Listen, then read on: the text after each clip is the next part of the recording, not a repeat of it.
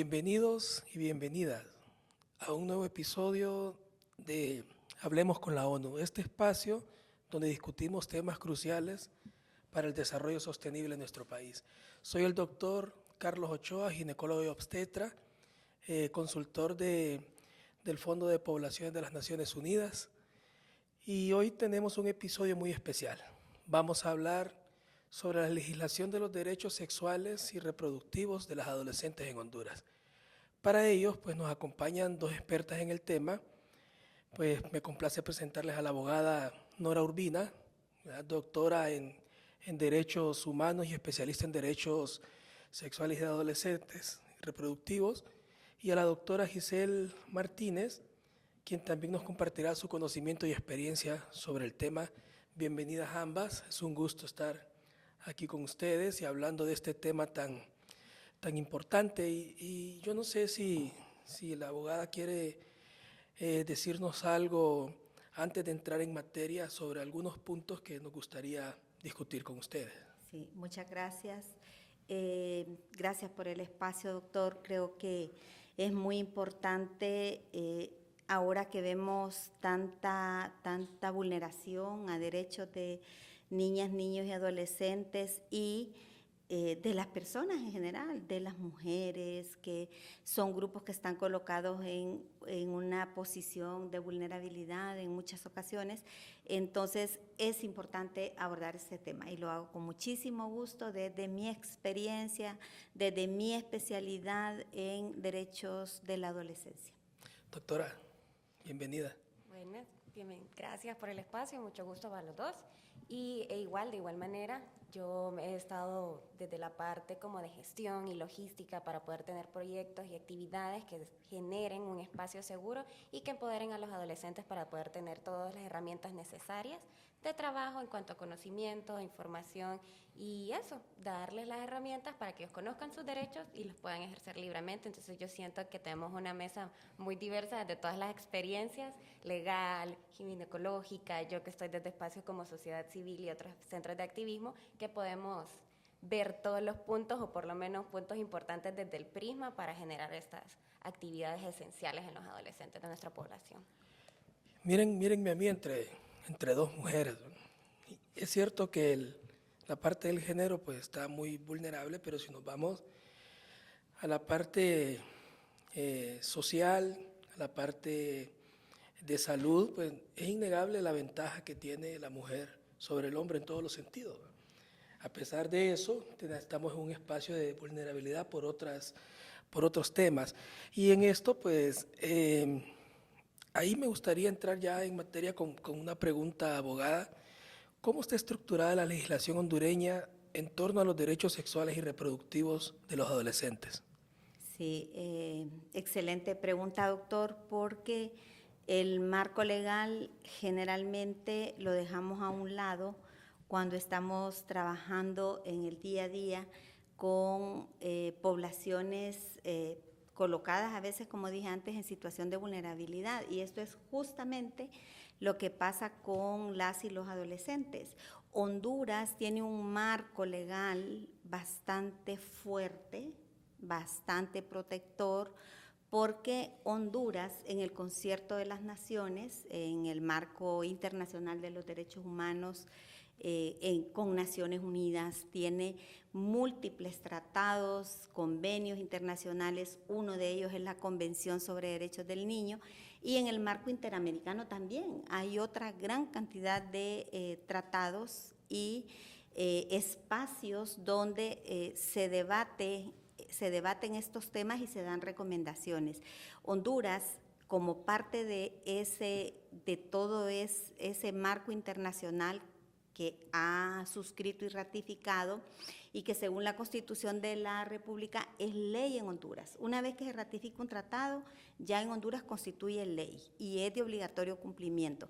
En este tema, derechos sexuales y reproductivos, Honduras ha ratificado la Convención sobre Derechos del Niño, la Convención sobre Derechos Humanos, en el marco interamericano, ha también ratificado normativa de protección a la mujer. Las adolescentes son adolescentes mujeres, de manera que Con ese marco internacional, Honduras ha adecuado su normativa interna. Tenemos la Constitución de la República, que establece el derecho a la salud para los niños, las niñas, las adolescentes. En el artículo 123 tenemos el Código de la Niñez, que también establece el derecho a la salud. Y cuando hablamos de derecho a la salud, no lo debemos interpretar en un sentido limitado. Cuando hablamos del derecho a la salud, debemos tener claro que el derecho a la salud comprende el derecho a la salud dental, o sea, el problema, la atención a todo el tema odontológico de las niñas y los niños, el tema de vacunas, que es una prevención, pero también la salud sexual y reproductiva. Es parte del derecho a la salud. Por eso considero muy importante decir que cuando se hizo la Convención sobre Derechos del Niño en 1989, se estableció un grupo de expertos que se llama el Comité de Derechos del Niño, y el Comité de Derechos del Niño está constantemente evaluando a los países, viendo cuáles son los avances, y si no hay avances, el comité recomienda a los países. Honduras ha tenido recomendaciones en relación a derechos sexuales y reproductivos. También el comité hace observaciones generales para todos los países, y hay observaciones generales que abordan la salud sexual y reproductiva. Entonces, en conclusión a su pregunta, yo diría que hoy por hoy Honduras tiene suficiente normativa, tanto interna como internacional, que avala la atención a la salud sexual y reproductiva de las adolescentes, no solo en dar información, en que tengan conocimiento de todo lo que implica la salud sexual y reproductiva, también a la atención a la salud sexual y reproductiva. En este sentido, pues nosotros en la práctica tenemos muchos problemas, particularmente en adolescentes, ¿verdad? En el adulto es un poco diferente, pero en el adolescente hay un temor del prestador de servicios cuando se enfrenta por ejemplo, a brindarle un método de planificación familiar a un adolescente que tiene muchas veces un padre o un tutor atrás que no está de acuerdo. ¿Cómo el prestador de servicio, con toda esta legislación que hay, tiene alguna protección legal en este sentido? Bueno, yo diría que el personal de salud, la protección legal ya la tiene. De hecho, yo en todas las capacitaciones, en todos los espacios, en todas las conferencias que doy sobre derechos de las adolescentes y los adolescentes, siempre pregunto en las diferentes regiones del país, ¿cuántos casos hay en esta región contra médicos por haber brindado atención a la salud sexual y reproductiva de las y los adolescentes? No hay ni un caso, doctor. No hay denuncias en ninguna región del país. Esto significa que el médico, cuando da una atención en salud sexual y reproductiva, ya sea en el sector público, en el sector privado, en organizaciones, porque también aquí hay organizaciones que atienden salud. Aquí hay organizaciones muy conocidas que dan atención en emergencias, cuando ocurre una violación sexual, por ejemplo. A veces el primer lugar donde llegan es una organización. Los médicos no tienen ningún obstáculo ni deben tener ningún temor de dar ese tipo de servicios. Es todo lo contrario. Por ejemplo, si un adolescente o una adolescente, refiriéndonos a las adolescentes mujeres, llegan a un servicio de salud pidiendo un método, porque es que las adolescentes no le dicen a su familiar, no le dicen a su maestro si ya son sexualmente activas, no lo van a decir porque es parte de su derecho a la intimidad, no contar esas cosas. Y yo realmente quiero también decir y aprovechar el espacio que somos un pueblo bastante religioso y que en muchas ocasiones y todos los adultos queremos que los adolescentes posterguen sus relaciones sexuales, pero la evidencia científica nos está diciendo otra cosa. Cada vez a más corta edad, empiezan esas relaciones sexuales. Entonces, el Estado tiene la obligación de protegerlas. ¿A través de quién? De los servicios de salud. Salud está en la obligación de prestar ese servicio. Si es una adolescente menor de 14 años la que llega a esos servicios, lo que debe hacer es actuar en doble vía. Tiene que prestar el servicio, pero además notificar al Ministerio Público, porque ya el Código Penal establece que tener relaciones con una menor de 14 años es un delito. Entonces, salud debe entender ahí su doble rol, pero la prioridad es proteger la vida de esa adolescente, proteger la salud de esa adolescente. Fíjese que a mí me gustaría tener como un paréntesis en todo lo que usted ha comentado, que es muy cierto. Nuestros adolescentes sí tienen inicios de vida sexual activa en comparación de las cifras anteriores en años más próximos, entre niñez que más adolescente, ¿verdad? Que saliendo de su adolescencia. Pero yo siento que siempre se ha manejado, o quizás la manera en la que se presentan como los deberes, según los derechos que nosotros como prestadores de servicio tenemos, es en promovamos la abstinencia, o detengamos un poquito, o que se prolongue porque nuestros adolescentes no lo pueden manejar, o quizás no tienen los instrumentos correctos. Entonces ahí es de doble vía porque se agarra el derecho de la salud sexual como con miedo, o se les da como esta educación, esta fomentación de que no, hasta ahí como hablando de la adolescencia, pues ellos tienen los memes, bueno, todavía me siento joven, pero ellos manejan con memes y con muchas cosas más, y hasta hay de películas que dicen, no, es que si tú inicias tu vida sexual activa te embarazarás y morirás. Entonces ya más o menos así es como funciona con la mayoría de prestadores de salud. Somos pocos los que hacemos la diferencia, pero si uno empodera en cuanto al conocimiento laico, real, basado en evidencia científica, pues se fomenta una relación más amena entre prestador de servicio, porque el que presta el servicio educativo y de salud, en realidad en muy pocas ocasiones somos los médicos, son las enfermeras que están a la entrada, son las educadoras de sala que están en diferentes locales. Entonces, bueno, y hasta si son parte de iglesias, son todos estos consejeros emocionales o religiosos que hacen este acompañamiento, y se debe de cambiar para que de verdad se goce realmente como nos dan las leyes o como nos dan todos los acuerdos internacionales de que se debe mostrar la educación sexual, que se quite este sesgo de protección o de que es el adolescente. Sí, pero el adolescente que ya inició su vida sexual, el adolescente que si tiene estos derechos también tiene unas responsabilidades, y nuestro deber es educarlo y darle un buen acompañamiento.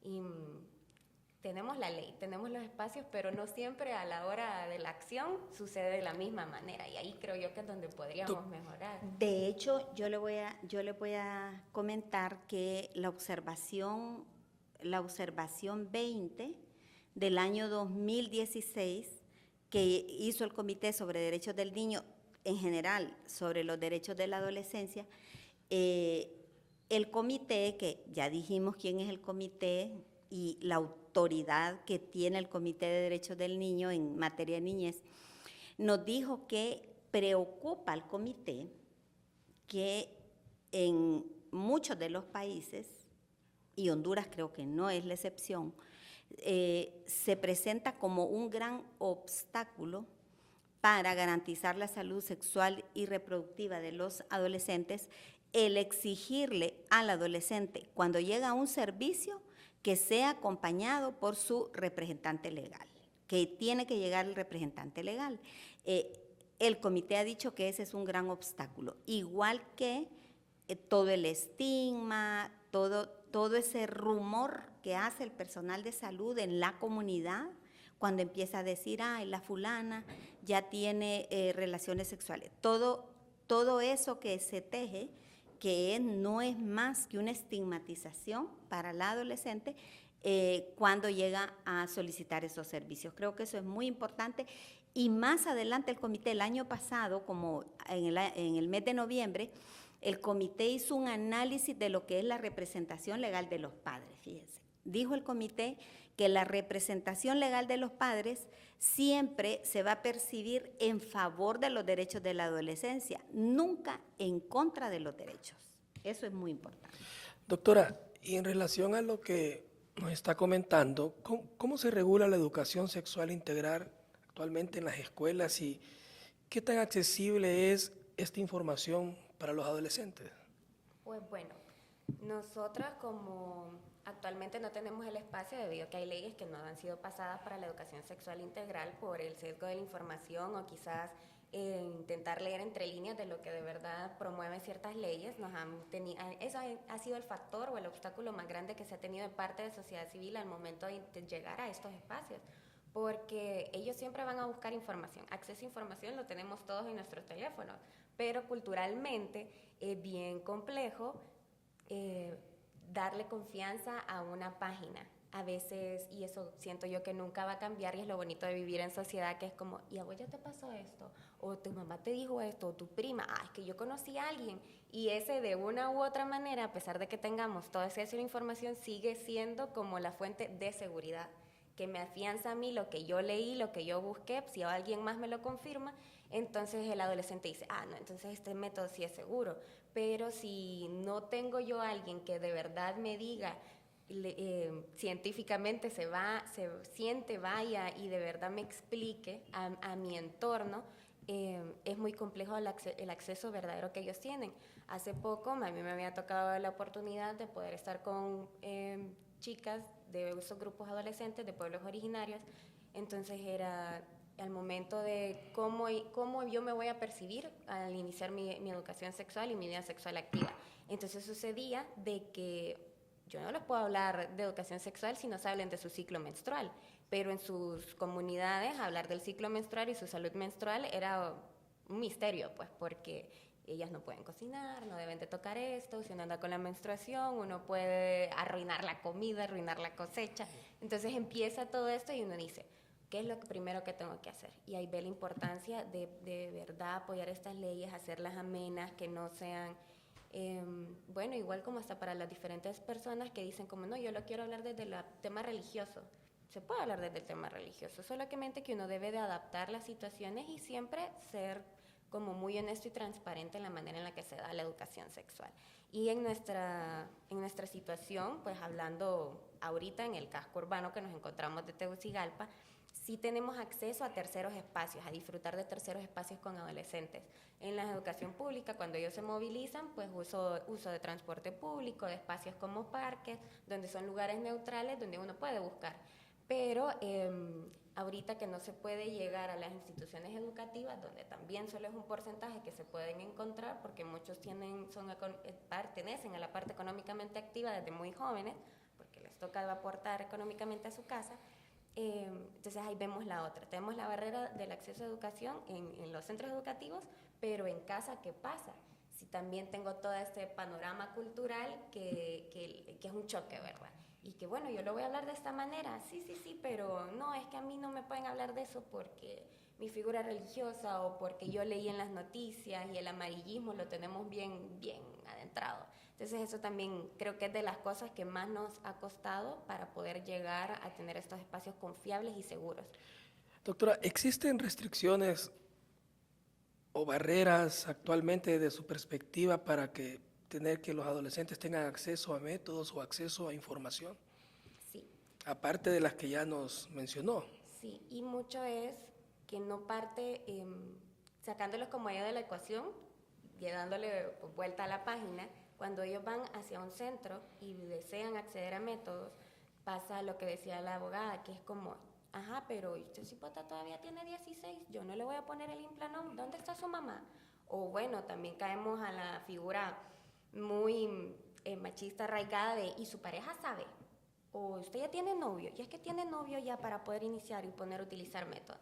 Y ahí le quitamos el derecho como prestadores de servicio a ellos en su autonomía y decidir. Y no vuelve. Y no vuelve. No vuelve. ¿Y quién va a volver? Pues llega embarazada. Sí, después. vuelve a control prenatal. ¿Y quién va a volver? Pues si a mí mi mamá me regañaba por algo, yo empezaba quedito, ¿verdad? Entonces sucede esto de que se empieza a crear esto nuevamente.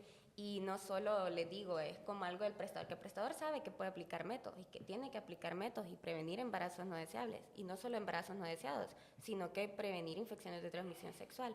Pero si yo digo, no, es que usted viene sola, entonces ya estoy yo disminuyendo y quitándole esta figura de autonomía y de autoridad sobre su cuerpo y su decisión. Y eso. Fíjense que quiero hacer una pregunta, abogada, pero quiero hacer algo en relación a lo que mencionan del tema de la religión, porque es algo que siempre se toca y se considera una barrera, pero es que también cómo lo vemos todo. Por ejemplo, mire, el tema de la religión es un tema para cada persona, pero ¿cómo lo estamos viendo ahorita? Yo soy católico, entonces yo no doy método, no. Yo soy católico, entonces yo no uso un método, yo. Pero no puedo anteponerlo ante la necesidad de los demás. Independientemente de la religión que yo sea, si yo estoy en ese espacio, en ese momento, yo tengo que aplicar, ofrecerle, porque la primera fase es la oferta, todos los métodos y toda la información que la paciente necesita, independientemente de su religión o de la mía. O sea, el tema de la religión no debería de ser una barrera, pero se vuelve un problema cuando es una barrera para un tercero. O sea, el católico soy yo digo católico por el ejemplo, bueno, de hecho sí soy católico, pero el católico soy yo, entonces soy yo el que tengo el arraigo, soy yo el que tengo que aplicar los preceptos, pero no aplicar los que yo quiero que usted los aplique, aunque usted no sea católica, ni evangélica, ni de otras religiones. Entonces yo soy de esta religión, entonces yo no ofrezco método.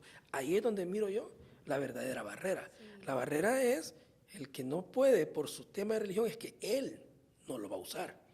Fíjese, abogada, que mi pregunta es que ¿qué esfuerzos legales o legislativos se están realizando para mejorar esa situación actual de los derechos reproductivos en el país? Bueno, la ley, así como está la Constitución, el Código de la Niñez, la normativa internacional, no debería existir ninguna barrera para que estos derechos, el derecho a la salud sexual y reproductiva, junto a todos los demás derechos, porque estos derechos se entrelazan, los derechos se interrelacionan, es una característica de los derechos humanos.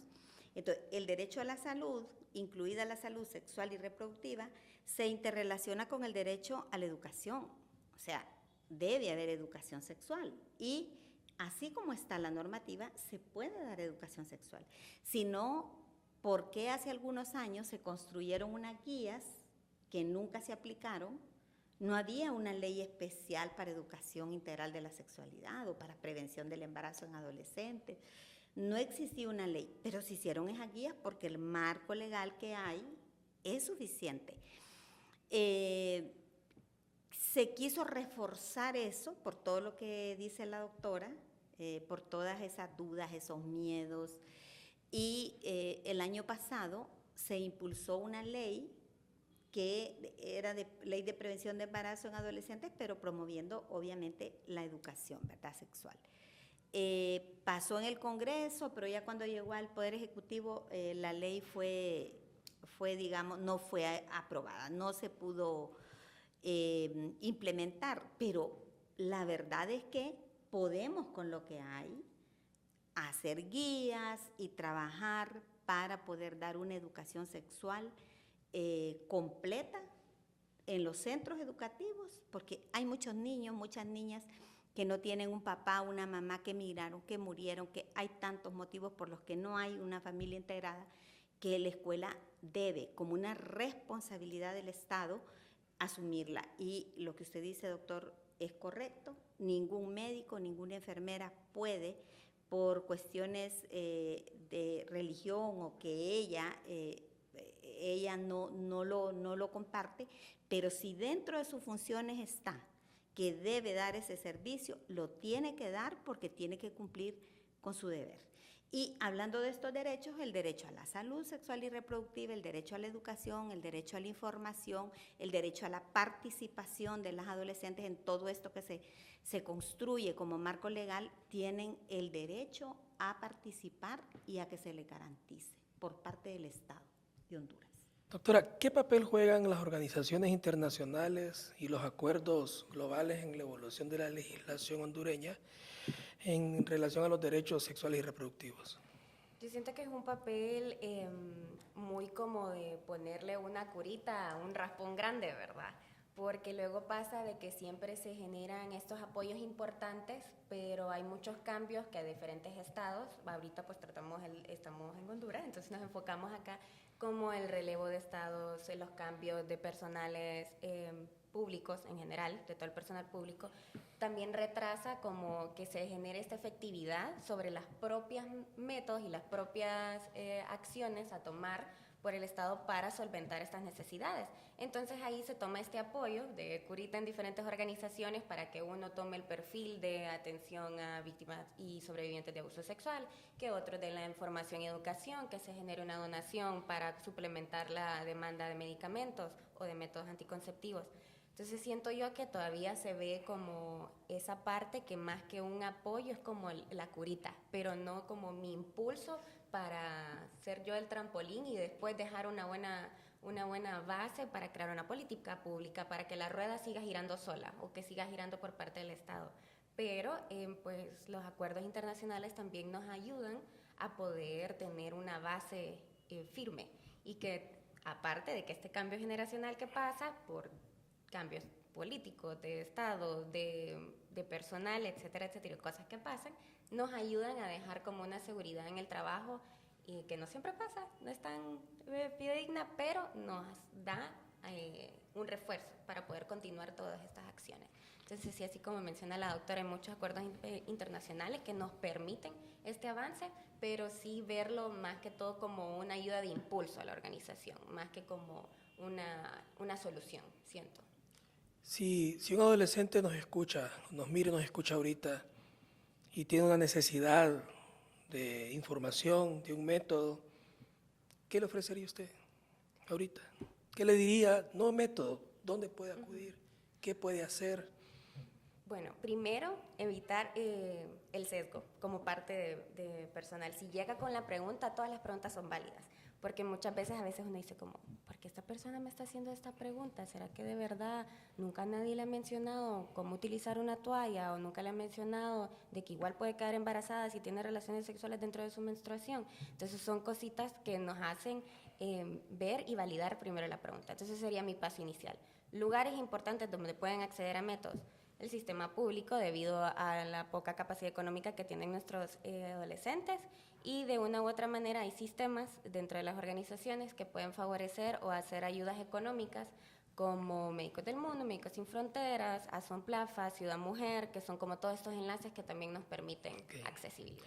Abogada, yo como médico, ¿qué respaldo puedo tener, qué seguridad puedo tener de que no voy a tener un problema al ofrecer un método con su padre, que es el que me preocupa, con el padre del adolescente? Pues no hay ninguna denuncia a nivel nacional contra ningún médico que haya facilitado un método de planificación a las adolescentes. Yo más bien quisiera cerrar reiterándole al personal de salud que atiendan a las y los adolescentes cuando llegan con la petición de estos servicios, que lo hagan sin discriminación. No pueden discriminar a los adolescentes dándoles una atención diferente o no dándoles la atención por sobre las personas adultas, que cumplan con su trabajo, que cumplan con sus funciones, porque de no cumplir con sus funciones sí se exponen a una acción judicial. Muchas gracias a todos por su participación. Felicidades por ser parte de estos espacios que generan cambios en la sociedad y que contribuyen a proteger a los jóvenes del país. Y a toda nuestra audiencia, gracias por vernos y escucharnos, por interesarse en estos temas. Les invitamos a sintonizar nuestras redes sociales y apoyar a los equipos favoritos. Les esperamos en la próxima edición de Hablemos con la ONU. Hasta la próxima.